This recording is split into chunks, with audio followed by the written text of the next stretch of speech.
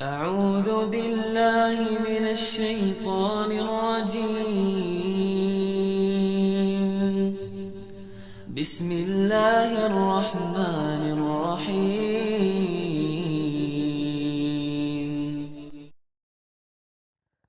Assalamualaikum warahmatullahi wabarakatuh. Bismillah walhamdulillah summa salatu wassalamu ala rasulillah habibina wa qudwatina Muhammad ibn Abdillah wa ala alihi wa ashabihi wa mawalah wa man tabi'alah ila yaumil qiyamah. Wa ba'da. Dengan ditiadakannya sholat Idul Adha berjamaah di masjid, di musola atau di lapangan oleh pemerintah, maka luar biasa terjadi kegaduhan batin dan luar biasa juga menggebu-gebunya umat Islam yang merindukan keutamaan, keagungan dan keberkahan Idul Adha yang datangnya cuma sekali dalam setahun. Mungkin beliau-beliau berpikir, termasuk saya, iya kalau Idul Adha tahun yang akan datang usia kita sampai. Nah, kalau ternyata Idul Adha tahun ini adalah yang terakhir bagi kita, terlewatlah keutamaan ini.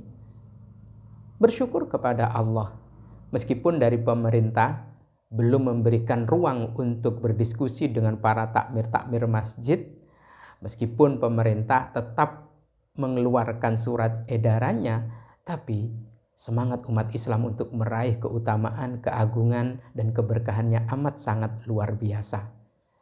Ini terbukti lebih dari 10 sahabat saya, kenalan saya yang meminta saya untuk memberikan penjelasan tentang tata cara sholat Idul Adha di rumah.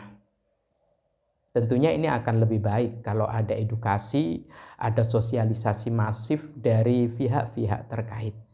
Mudah-mudahan saya berdoa tidak ada halangan, tidak ada rintangan yang berarti bagi saudara kita yang masih tetap mengadakan sholat Idul Adha berjamaah di masjid, di musola atau di lapangan. Dan mudah-mudahan ini dapat dimaklumi dan diberikan dispensasi. Yang terpenting protokol kesehatan kudu wajib tetap ketat. Mudah-mudahan dalam hal ini petugas yang di lapangan, mungkin anggota TNI, anggota polisi, Satpol PP, dan sebagainya dapat memaklumi dan dapat memberikan dispensasi lah barang 30 menit saja. Saya berikan apresiasi kepada Bapak TNI, Bapak-Bapak TNI dan Polri dan juga Satpol PP dan semua tim gugus, termasuk juga yang sangat-sangat berterima kasih kepada tim medis, tentunya nakes biasa begitu. Mudah-mudahan Allah memberikan keberkahan, kekuatan, kesehatan untuk terus menjadi garda terbesar dalam menangani COVID-19. Nah, kembali lagi kepada tata caranya. Nah, tata cara dalam mengerjakan dan mendirikan sholat Idul Adha sangat mudah. Karena perbedaannya dengan sholat sunnah yang lain itu cuma ada pada 3 titik. Sebelum saya jelaskan ini, perlu saya sampaikan, sholat Idul Adha tidak harus ada khutbah, sebagaimana di video saya sebelumnya. Yang kedua, sholat Idul Adha itu didirikan tanpa adzan dan iqomah. Kalaupun mau memberikan instruksi, tanda akan dimulai sholat berjamaah, as-sholatu jami'ah, itu sudah sangat cukup. Yang ketiga, tanpa ada qobliyah ba'diyah, langsung 2 rakaat saja. Adapun perbedaan dengan sholat sunnah yang lain setidaknya di 3 titik saja. Yang pertama adalah waktunya. Waktunya datang setahun sekali, tepatnya di tanggal 10 bulan Dzulhijjah tentunya.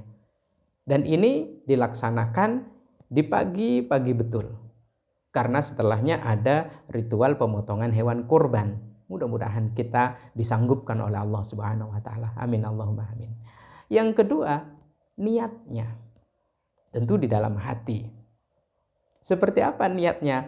Ya, yang maklum itu, usolli sunnatan la'idil adha rak'ataini mustaqbilal kiblati lillahi ta'ala. Yang ketiga, di takbirnya. Ada hiasan di rakaat pertama 7 kali takbir. Di rakaat kedua dihiasi dengan 5 kali diulang takbir. Ya, takbir seperti takbiratul ihram. Nah, 3 hal ini yang membedakan. Selebihnya sama maklek persis. Saya ulangi lagi, waktunya di tanggal 10 Dzulhijjah, waktunya tidak boleh di yang lain. Ya, kemudian yang kedua adalah niatnya, usollinya. Dan yang ketiga adalah hiasan di rakaat pertama 7 kali takbir selain takbiratul ihram, 5 kali takbir hiasannya di rakaat kedua selain takbir intikal. Lalu bagaimana simpelnya? Simpelnya begini. Pertama, ini sudah runtut ya, runtutannya begini. Pertama, pastikan suci tempat, suci pakaian, dan suci badan dari hadas kecil, hadas besar. Kenakan pakaian terbaik yang dimiliki. Berikan wangi-wangi pada kaum laki-laki, dan tentunya sebelumnya adalah mandi dong. Mandi besar, ya, seperti mandi besar maksud saya. Mandi seperti mandi besar. Niatnya ya niat mandi Idul Adha. Nah, setelah semuanya syarat prasolat, mandi, pakaian suci, tempat suci, badan suci, barulah kemudian kita berada di tempat sholat.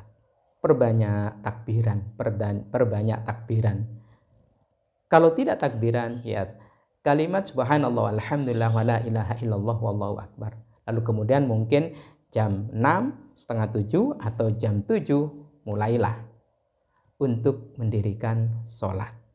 Dimulai dengan niat tentunya.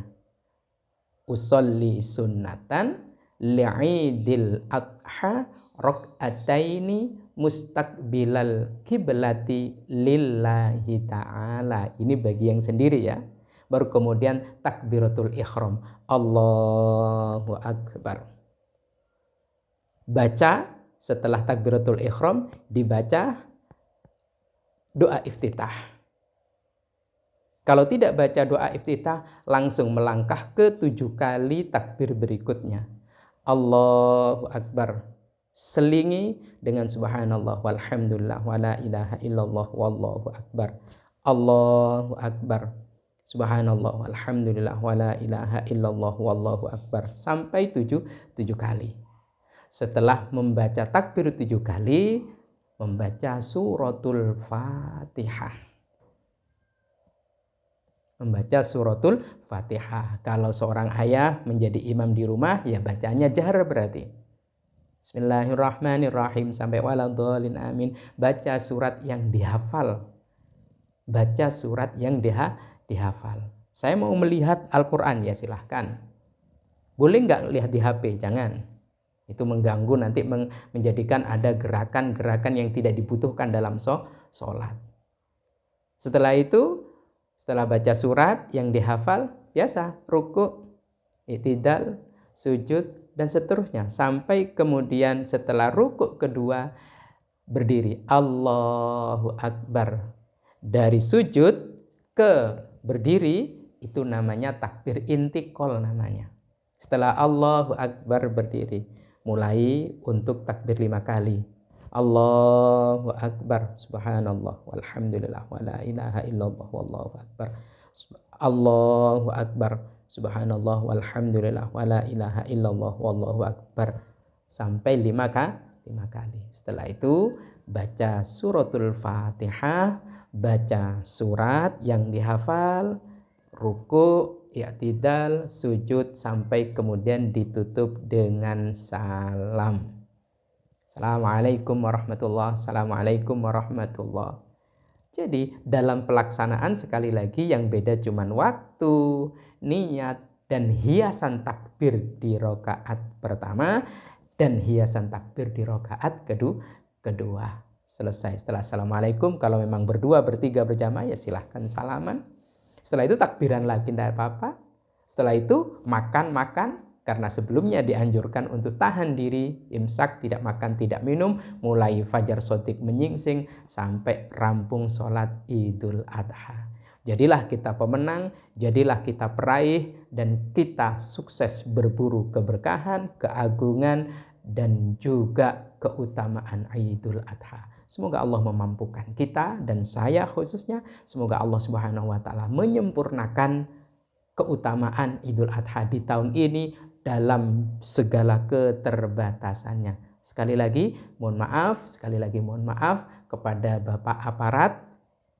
Saya khususnya dan kita umat Islam sangat-sangat menghargai dan berterima kasih kepada jenengan semuanya yang telah luar biasa menghabiskan waktu, tenaga, pikiran untuk menjadikan pandemi ini selesai dan terkalahkan. Tapi nasihat saya Pak, mohon maaf, jangan dihalangi.